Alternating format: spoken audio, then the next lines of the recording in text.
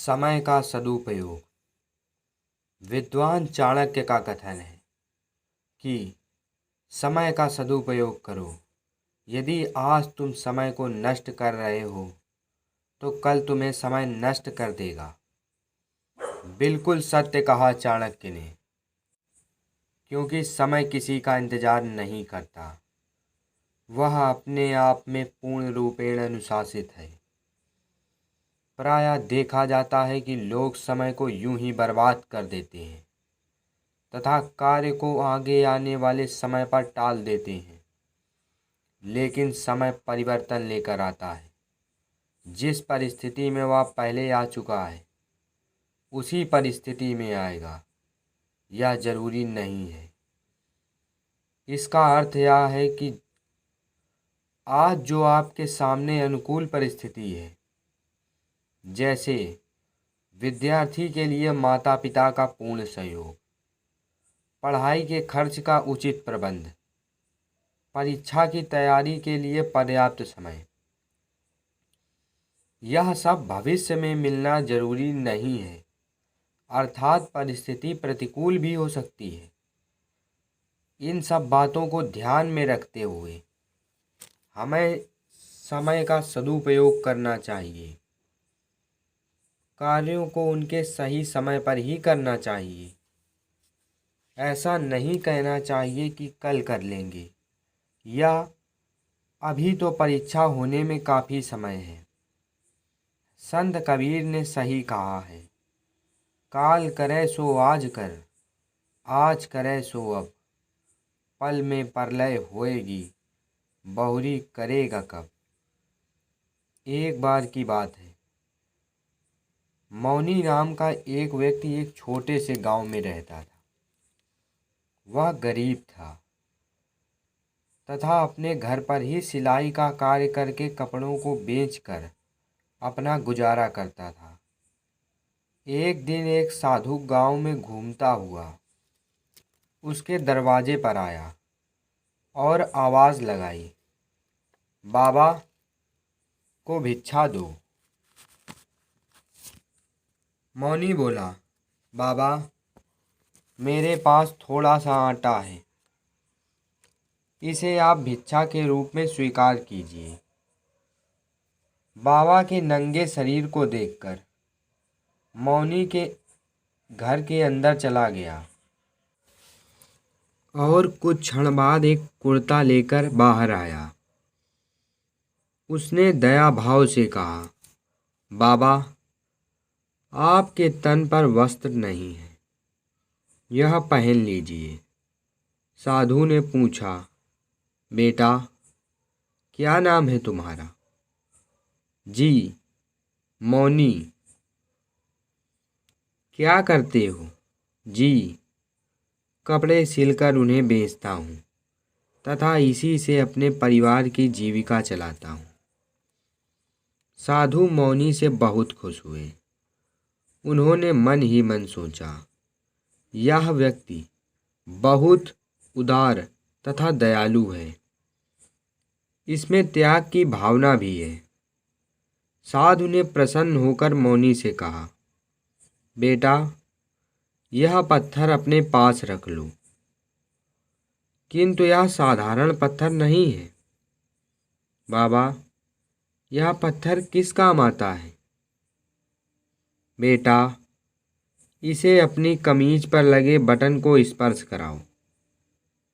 मौनी ने उस पत्थर को जैसे ही अपनी कमीज के बटन पर स्पर्श कराया तो वह सोने का हो गया।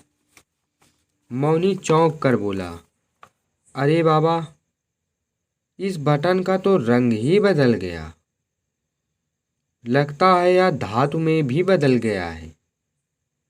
हाँ बच्चे, यह सोने में बदल गया है। तुम इसे जिस बटन पर भी लगाओगे वही सोने का हो जाएगा। बाबा फिर तो यह चमत्कारी पत्थर है, इससे तो मैं बहुत सारा सोना प्राप्त कर सकता हूँ। किंतु बच्चे यह पत्थर मात्र 25 दिन तक ही बटन को सोने में बदलेगा। 26वें दिन यह निष्क्रिय हो जाएगा। मैं तुम्हारे पास 26वें दिन ही इस पत्थर को लेने आऊँगा। बाबा, फिर आप इस पत्थर का क्या करोगे? यह तो उस दिन निष्क्रिय हो जाएगा। मैंने तुमसे जितना करने को कहा है उतना करो और 25 दिन तक खूब खुलकर सोना बनाओ। इस पत्थर को मैं तुम्हारे जैसे किसी दयालु व्यक्ति को दूंगा। इतना कहकर साधु वहां से चला गया। मौनी ने उत्सुकता से 2-3 कमीज उठाकर एक एक बटन को उस पत्थर से स्पर्श कराया। वह 5-6 बटन ही स्पर्श कर पाया था कि अचानक उसके दिमाग में विचार कौंधा कि वह अब बटनों का सोना तभी बनाएगा जब बाजार से खूब सारे बटन ले आएगा। वह रोज बाजार जाकर बटनों का भाव पूछता, किंतु उसे सस्ते दाम में बटन न मिलते।